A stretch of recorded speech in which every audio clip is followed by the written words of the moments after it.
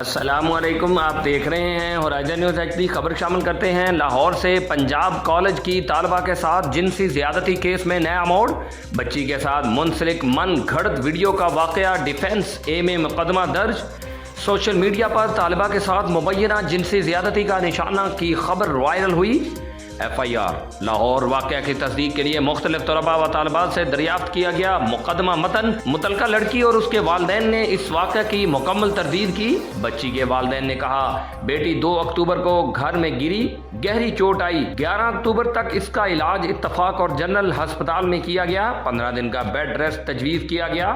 बेटी चोट लगने के बाद ना कॉलेज गई ना कहीं और। ख़ानदान की साख को नुकसान पहुँचाया गया। मुकदमा वीडियो महज बदनाम करने के लिए बनाई गई, हकीकत से कोई ताल्लुक नहीं। FIR का मतन, वाक़या से तलबा और अवाम नास को हुकूमती इदारों के खिलाफ सोची समझी साजिश के तहत भटकाया गया, इश्तियाल दिलवाकर एहतजाज करने पर मजबूर किया गया, जिससे मुश्तिल अफराद ने जलाओ घेराव और तोड़ फोड़ की।